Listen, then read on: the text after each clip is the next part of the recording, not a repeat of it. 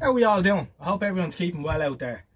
So the first thing I want to do before I say anything is I want to welcome along new subscribers, because I'm after picking up quite a few of you in the last few weeks or whatever. I seem to be gathering up 2 or 3 every day at the minute, whatever's going on.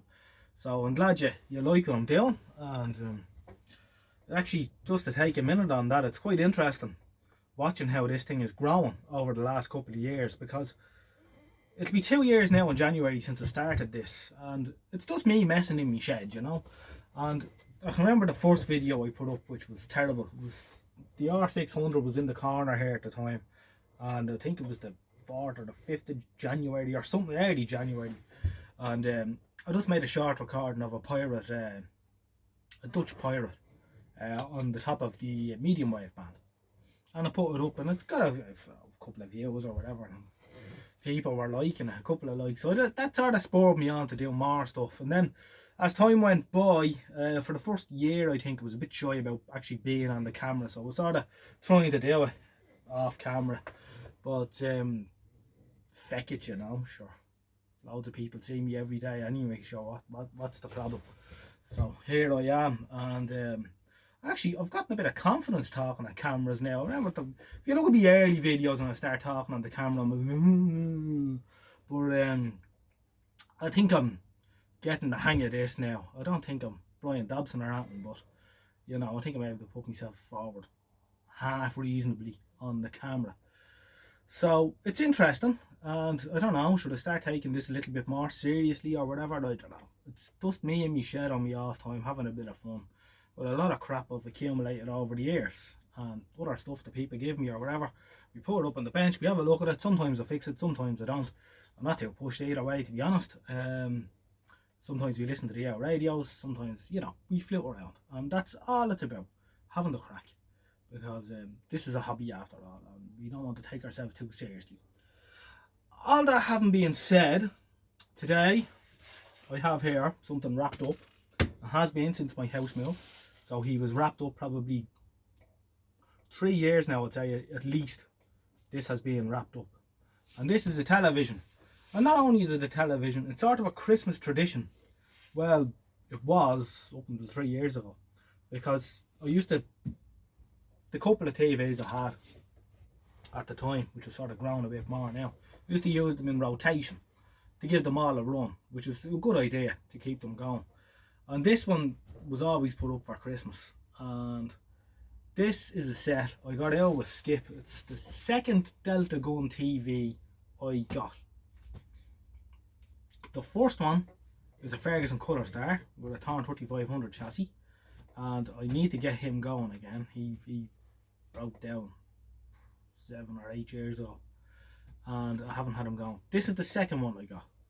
This is a Bosch A823. It's an ex-Telly-Rents TV, and I plucked it out with Skip with a few panels. I'm not going to name the shop it came from, because I went into them. We knew them from where John had his shop. They weren't too far away. We had a chat with them. They gave us a few panels and stuff. They used to rent an awful lot of these, even though it's an ex-Telly-Rents set. I think they bought them off Telly-Rents, or maybe I shouldn't say that, but they rented an awful lot of these. This is one of those sets, and it was in beautiful nick. I remember seeing it in the Skip, and I thought, can't have that there. It wasn't working when I got it. There was a fault with it. I can't remember what that fault was, except I think it was a 220k resistor on the tube base that was gone high in value, and it was given the symptoms of a knackered tube. Can't remember what that was or anything. I'd have to study it. Anyway, today what we're going to do is we're going to unwrap him and see is he still working. Was working when I put it away. Hasn't been used in anger in probably, I'm going to say 4 years or 5 years at Christmas. But it does work. I had been switching it on and off the odd time up until when it was wrapped up, and it was working. So I'm going to bring the camera in and we'll have a look at it.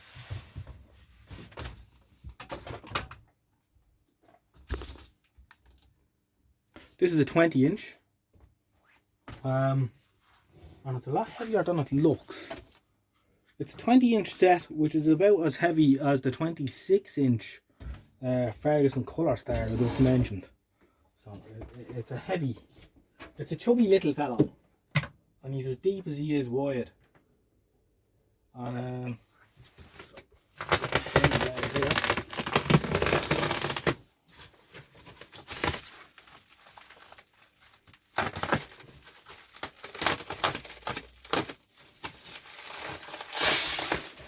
so what I used for wrapping them up is this is underlay for laminate flooring, and I find it's pretty good. Gives them a nice, it's hard wearing, and it gives a nice soft cushion from bangs and knocks. Now the cabinet's in good nick. It's not immaculate, but it is in good nick. And of course the cling film keeps the damp out, which is good.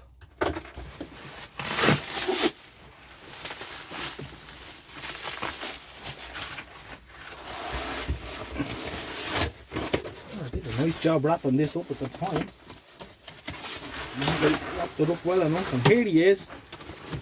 Out the wrapper.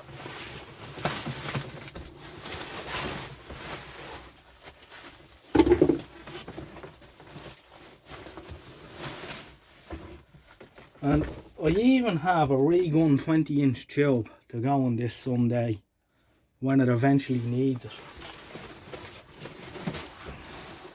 And I think a line output transformer too, should I need that. Although I believe the line output transformers in these were very reliable, unlike their black and white counterpart. Get rid of some of this crap.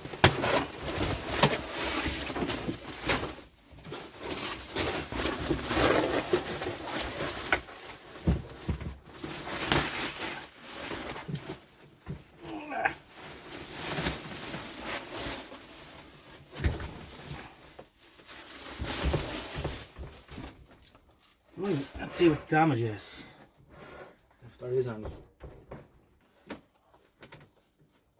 See that the back has got pushed in somehow. There must have been something sitting on top of it, or whatever way it was lying. But other than that, it's in good nick. I think I would have dusted it before I wrapped it up. One of the only marks on the top really is there's a stain there. Brian's here was talking on the phone one day in the house and put his cup of hot tea on top of the set. Just wasn't thinking, stupid thing to do, and it marked it. Other than that, it's not bad. There's a couple of little nips out of the corners. That there is where I went into the skip. Little dinge.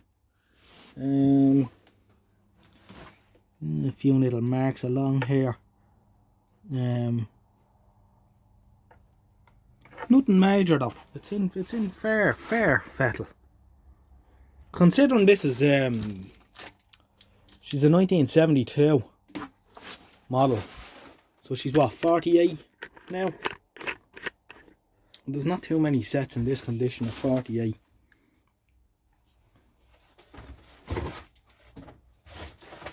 Now we'll cut the plug off it.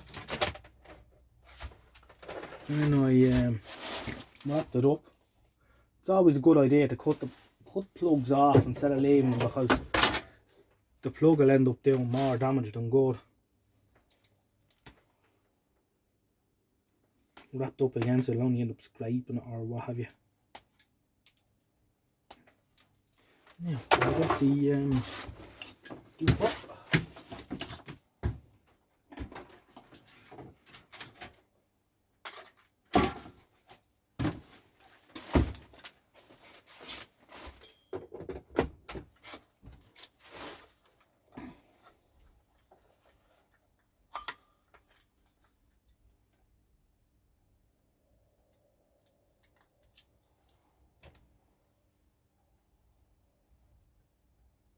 These are not a sparkling set, and it never gave a wonderful picture.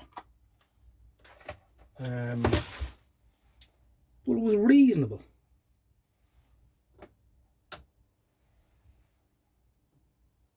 Right, let's see what happens. We'll just go for it.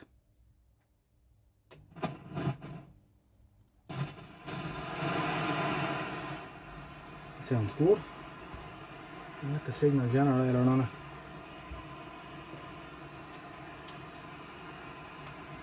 Considering now it's at least 20 years since we were on.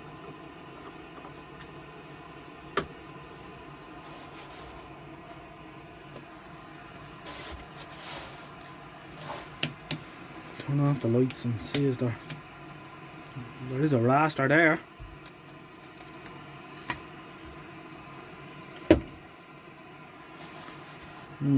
It's small.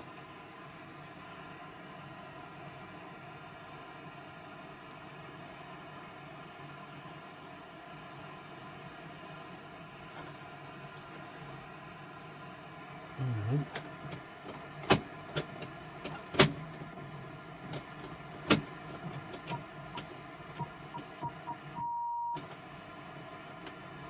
Let's give that one a twiddle.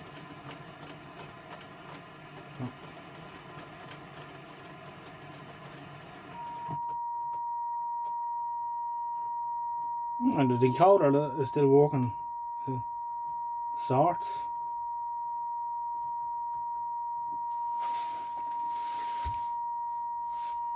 It looks worse on the camera than it is in real life. You'll have to take me word for that.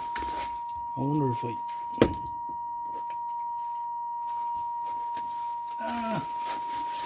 it's not quite that bad, but it's not brilliant either.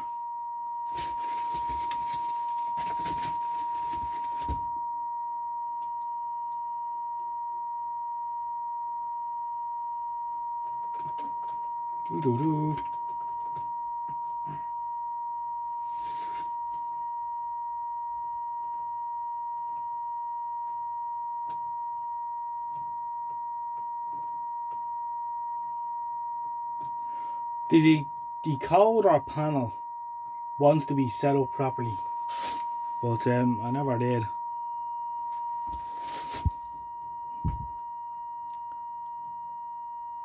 It does look a lot worse on the camera than it is in real life. I don't know why it's not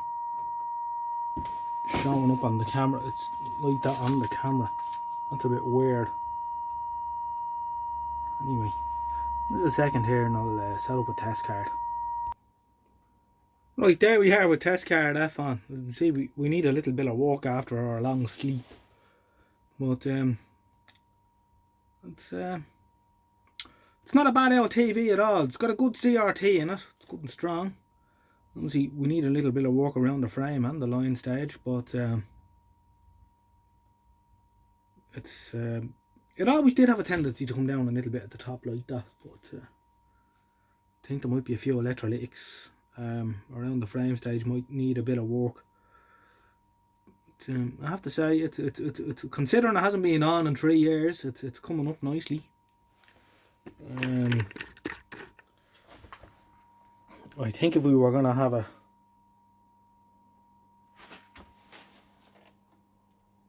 turn up the RF output a little bit. Convergence isn't too bad either. It hasn't drifted too much, a little bit here, but she's lasted well. There's the collars acting the maggot. But yeah, well, I think if I was to pick a winner for picture colour and quality, you should be the one on the top. But look, early days of aviation, and I don't think these A823s are ever brilliant anyway. So that's it. I have a few little bits to do on it, but there's no push on me really. I'll take the back off it someday soon and have a look at it, maybe tomorrow. So I just thought I'd share that with you. My Bosch A823. My second television that I got when I sort of started collecting TVs. Well, when I say I started collecting TVs, I got the Torn 3500 first. I got the Torn 3500 and a Bosch Bosch Valiant, a 24-inch Bosch Valiant, black and white. And I was asked to dump them, and I brought the two of them home first. I remember bringing John down to the house to look at them. I said, John, I'm after getting a few of them old TVs like the ones we used to put hammers through years ago. This would have been about, I think I was about 18 at the time, so a good few years ago. So he said, what do you think? Scrap days, just thought I'd give you a look at them. He says, well, you might get them going, you know, that 3500, you get that working again. So sure enough we did. The 24-inch Bush Valiant, the tube was totally knackered on him, so I ended up scrapping him.